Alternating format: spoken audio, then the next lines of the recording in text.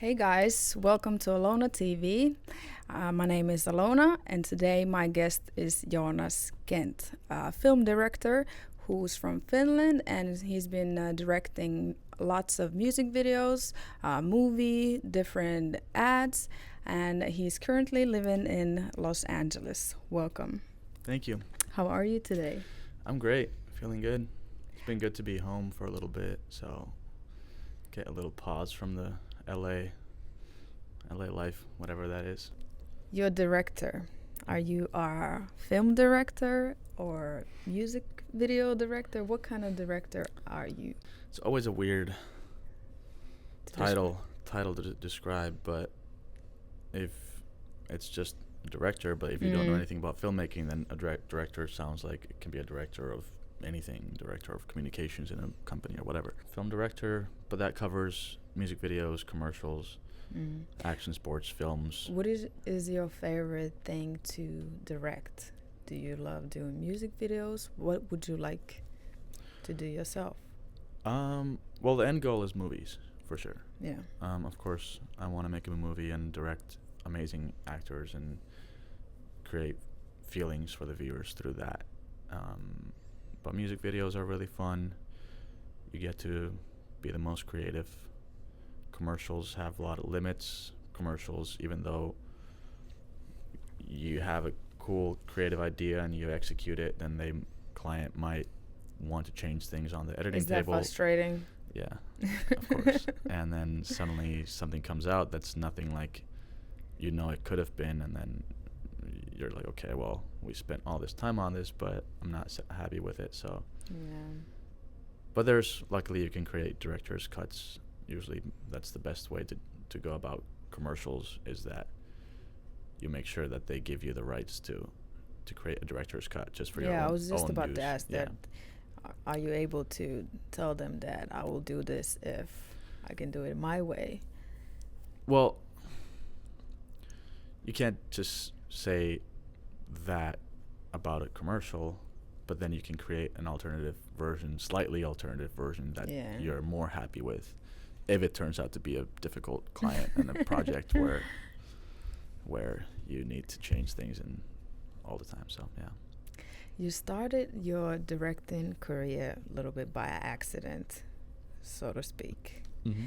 You said you were snowboarding, and then you got hurt, and after that you got a little scared to snowboard again. So you started filming your friends. Mm-hmm. Yeah. So we always were filming each other as kids, up in Tampere, mostly at that time, with a group of good old friends who I still have up there.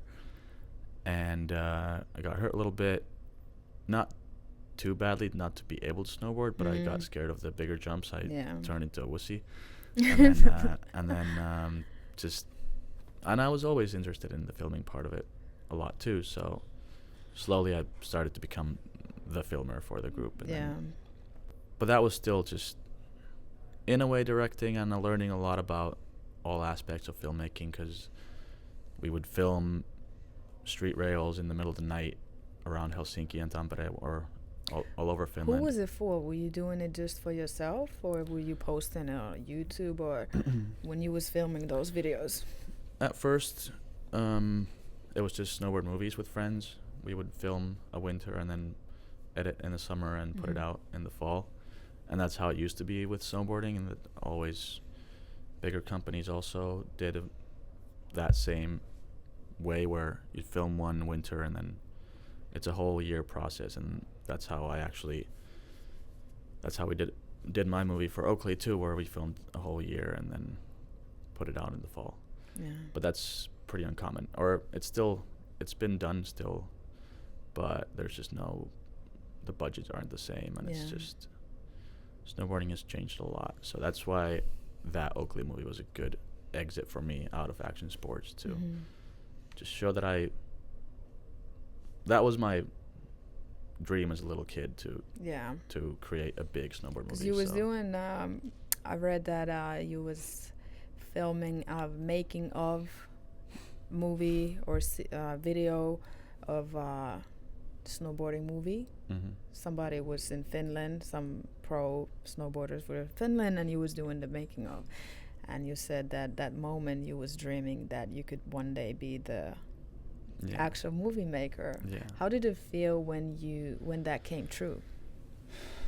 It was amazing, and it came like true. It came to be in a very big scale. It was one of the biggest brands in snowboarding, 12 of the biggest snowboarders in the world. Yeah. We had Sean White, Terrier, all the Finnish guys, Eero, Heikki, and just that was crazy. But then once it was done and it was just awesome. We had a 8-stop world premiere tour for it, like LA, Vancouver, Denver, Toronto, New York, London, Innsbruck, Helsinki. And like New York and London, it's like sold out. There's people sitting on the steps, and then you get a standing ovation. You're like, what? So that was obviously definitely great moment. Those moments, and it was awesome to end it in Finland too. So that was the plan, that we'd plan the tour so that it's west to east and end it in Helsinki. Ended it in Helsinki. Yeah. And it played in Tennispalatsi on a big screen. So that's amazing. And that was the plan, to have actual movie theaters, not like some snowboard movies used to have just premieres in bars and stuff. But we wanted to show it on a big screen because it was some big footage, big mountain footage and all kinds of stuff. So that's amazing. Before this snowboarding accident and before you started directing, what was your dream to become? As a kid, I wanted to become an architect. Really? But that was a long time ago. That was before any video stuff came about. But for some reason, I remember that I was hyped on becoming an architect. I didn't really know much about it. I was just good at drawing. Yeah. And then for some reason, I thought Ford Ka was the dopest car ever. And that's all I remember from that time. It's like, I wanted a Ford Ka and become an architect. I don't know about the Ford Ka, but yeah, so I feel like that was when I was like 14 or something. So I was actually like a full-on kid, but so I kind of knew very early on that I wanted to do filmmaking. So yeah.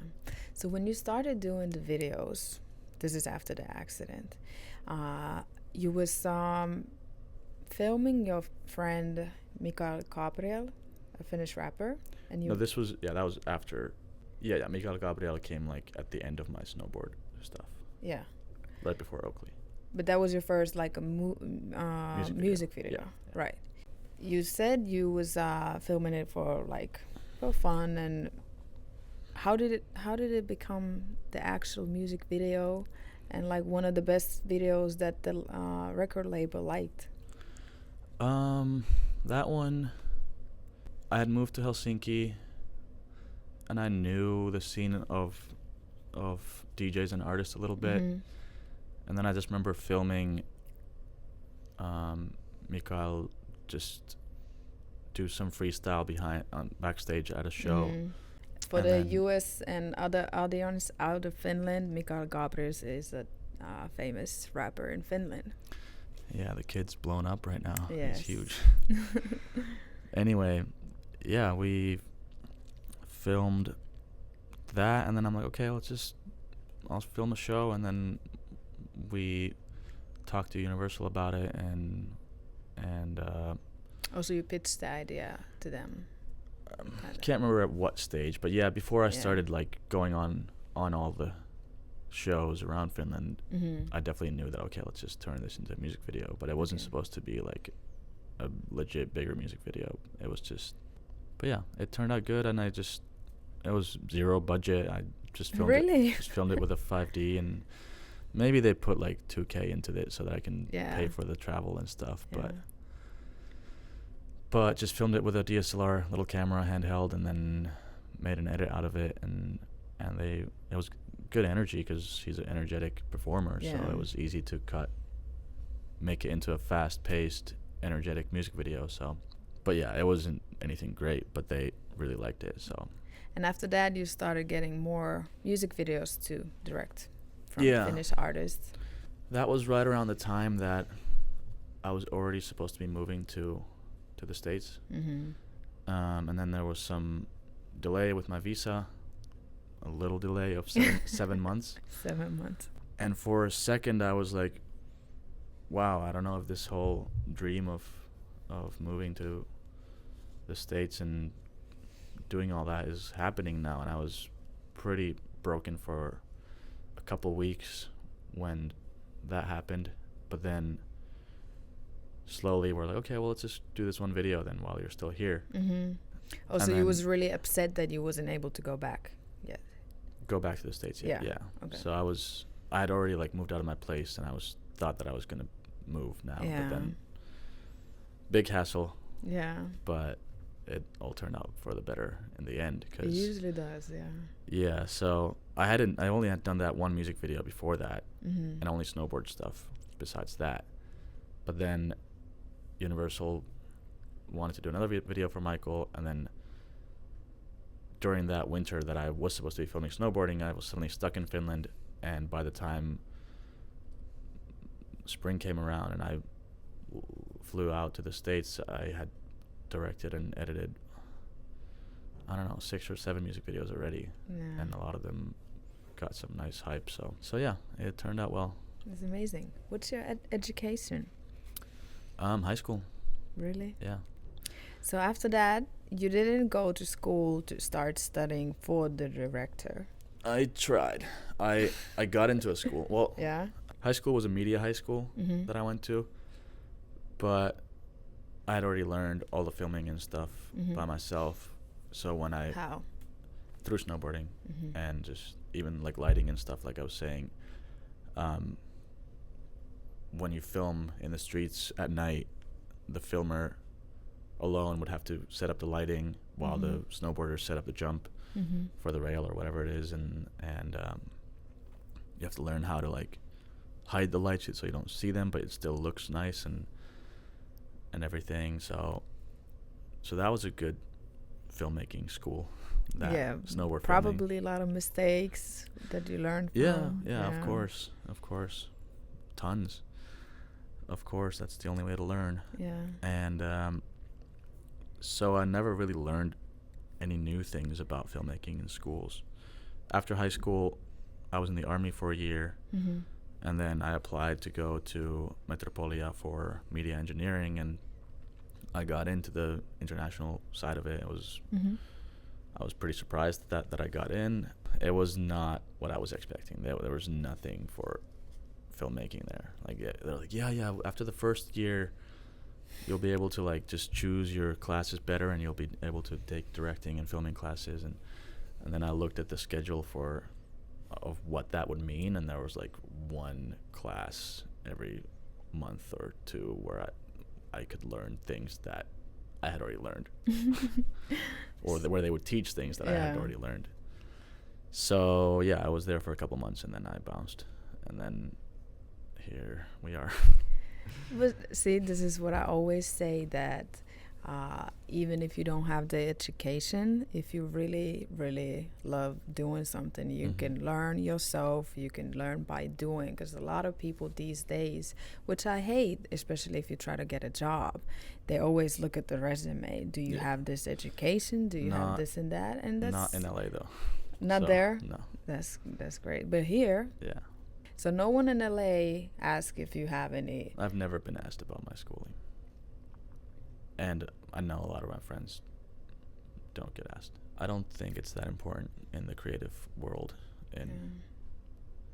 out there anymore. But you started really young, and well, in States they even think you're younger than what you are. You're 28 years old. Yeah. Has that ever been an issue anywhere?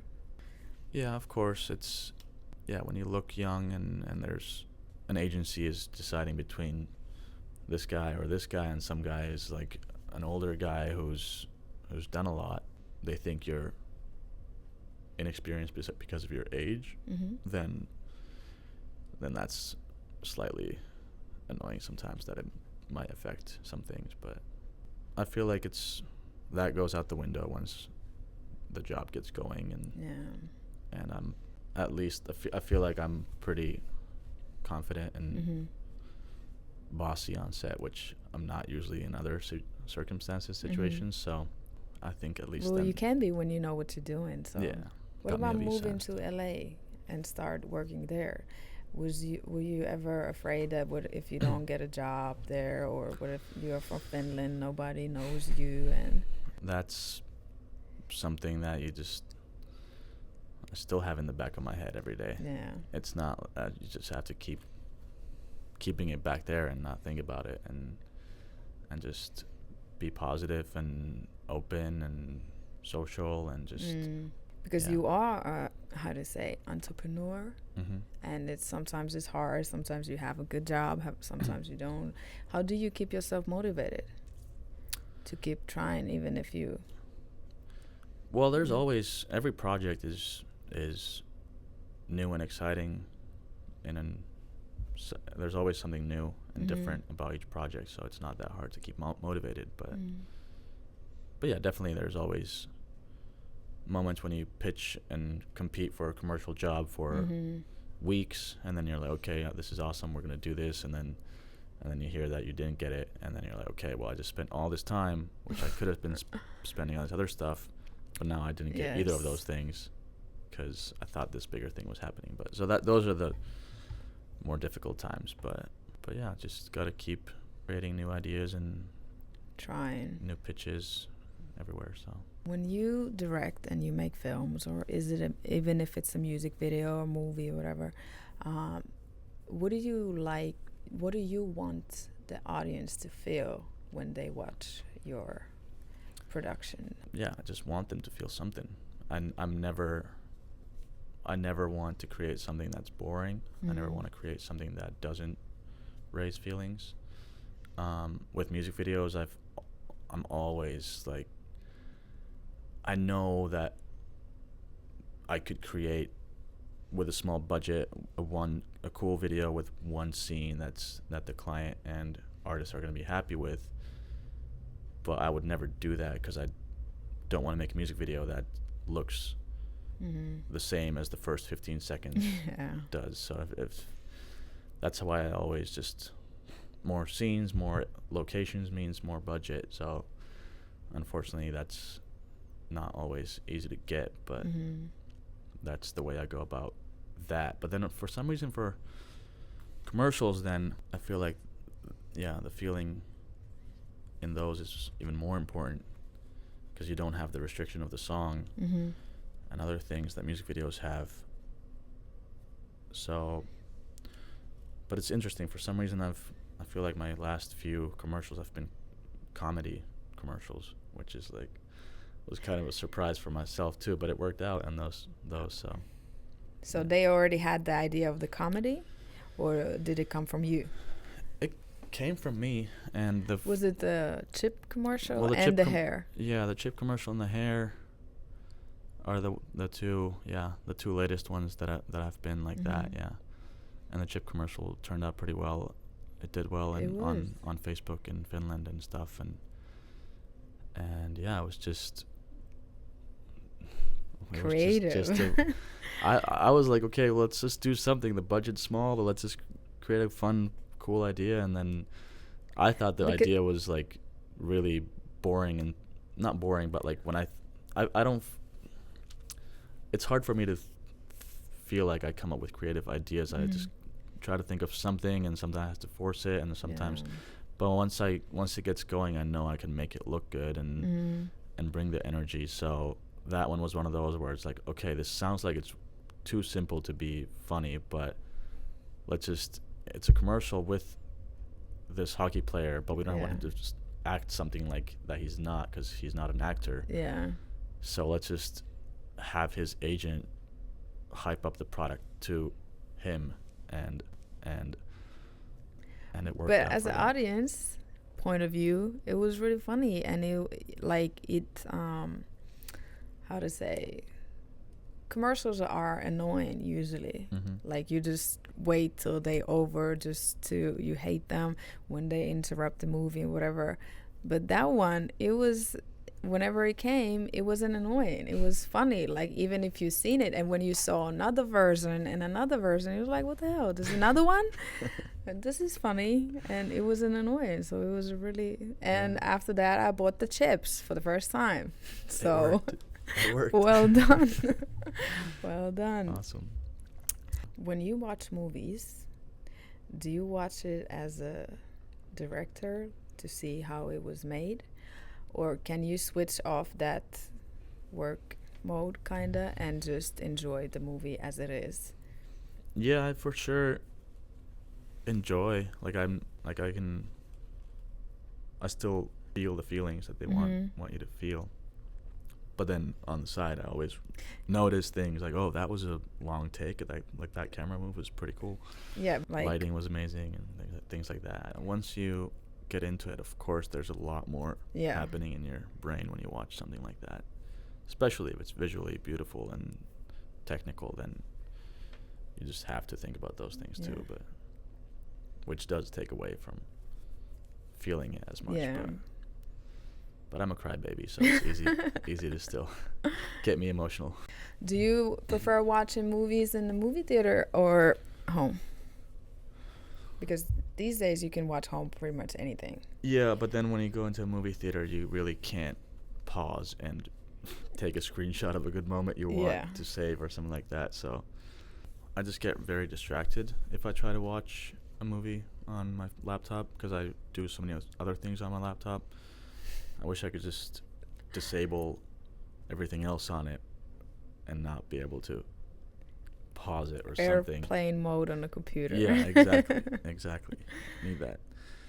Apple, we need that. Yes. So that, but then also when I watch movies on a laptop and I see something that I'm inspired by or that I feel like I can use to pitch one of my own projects, and I learned this from one of my mentors recently where he just watches movies at home every night and just takes screenshots of the movie and creates like a bank of reference footage, still photos that he can use for treatments and stuff. And now because of that, I look at movies that way when I'm on my computer too. You need to do both. You need to go to movies, watch it, and then watch it home again. But who is that mentor you was talking about? So yeah, Misko Iho is a neighbor of mine in Venice who's done a lot of huge commercials for all kinds of Disney and all kinds of big clients, and he has that style. But I have a few good Finnish directors that I look up to. Jaakko Itaho is one that definitely had the same path, has gone the same path that I have in a way, where he directed some of the best snowboard movies of that time or of all time, and then moved into music videos, did a couple huge music videos in Finland, and then his commercials now are just crazy. So what is the best advice that you've received from? Well, recently through this book or audiobook, I listened to it a couple times actually, is A Curious Mind by Brian Grazer, who's an amazing movie producer, and together with his director friend, they've created huge movies and TV shows, and they have their own company, and they just keep... What kind of movies? It's crazy how he has so much variety in his work. He's produced 8 Mile about hip-hop. He's produced A Beautiful Mind about schizophrenia, which and is totally different, and then a bunch of war movies, but everything. And so that all is possible because of his curiosity and just to be open and want to learn about things, and just keep in mind that every person you meet knows something that you don't, and that is so important to expand your knowledge and creativity. And he went about, first that was just his way of thinking, but then he actually went out of his way to organize just not even meetings about work or if they could work together, but just about, he calls them curiosity conversations about life or whatever that person that he talks to might know that or might want to talk about. Yeah, and he's met everybody. He's met Fidel Castro. He's met every single person you can think of that might know something about the world or something. He's met astronauts. He's met homeless people. He's met Oprah. He's met everybody. Oh, I love Oprah. I wish I could one day have her in my show. She's great. But then he was able to make 8 Mile, for example, because of how he met Slick Rick and other old school hip hop artists like 10 years prior. So that's something that I want to work on more, is to just be open-minded and learn different things. Just ask and talk and never pretend to know something too much, because you really can don't. Always learn Someone always knows new. more. So exactly. And school is not always the place to learn things. And about school, I'm not like bashing schooling. And of course not, of course. There are great film schools around the world, in Finland too, but I just never experienced that. So school wasn't the place for me at the time. But yeah, it's not for everybody. Yeah. If there's one thing that you have learned that you wish everybody would know, what would it be? I just wish that Finnish friends and people that work here and have a mindset that the competition is too difficult in LA or in bigger countries, that they'd forget that idea, because there's so much more opportunity out there than in Finland, and think of it that way, where just go out and just meet people, and every Finn's English is good enough for LA for sure. That's not an excuse. So, and there's so many Swedes and Norwegians and Danes out there who doing huge things, directing, artists, everybody, all fields. There are amazing Finnish people there too, but I feel like our mindset of being close-minded and not wanting the neighbor to succeed is definitely... Isn't it funny? Yeah, it's so crazy. Not working for us. And I'm not saying that I could be the best example, because I haven't worked that much. You're a pretty good example, because you came from here, went there, took the risk. But about the fact that I haven't worked that much with Finns in LA. So I know that I'm being a little bit of a hypocrite, because I'm not going out of my way to work with Finns in LA, but I'm just wanting to work with everybody, and that's how it should be. It's like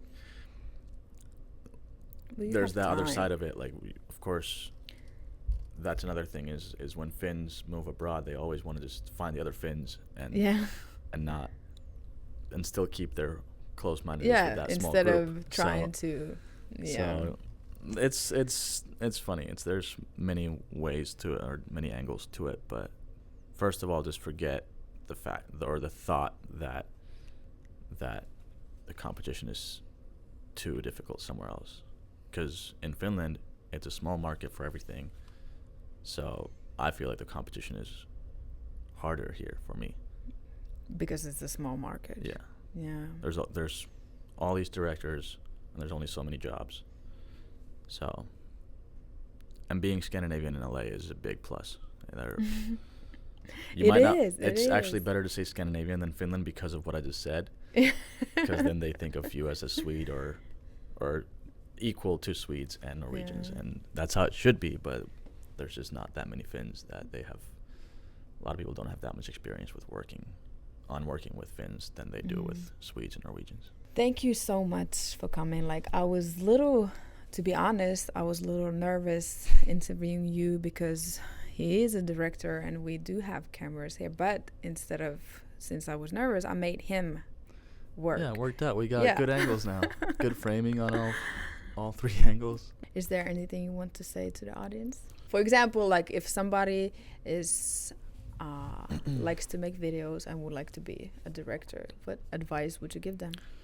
Yeah, just get a camera. It's so easy now, and just go out and shoot anything and try and fail and try again, and just be open, and just keep learning, keep trying, keep going for it. And the one thing that I kind of wish I would have understood earlier is that just, if you want to become a movie director, just point the camera at your brothers and sisters and tell them to say something to each other while you're filming it. Yeah. And that's start off by anything. Yeah, just that makes you you're directing when you're telling people what to do in front of a camera. If you do that, when you're telling your sister what to do in front of a camera, that makes you a director. Exactly. And after that, it's just negotiating your rate. Yeah. How much you're getting paid for it. So I hope to see movies from you soon. Yeah. And I wish you good it. luck in everything. Thank you very much. And thank you, audience, for watching. Remember to share and like. Bye-bye.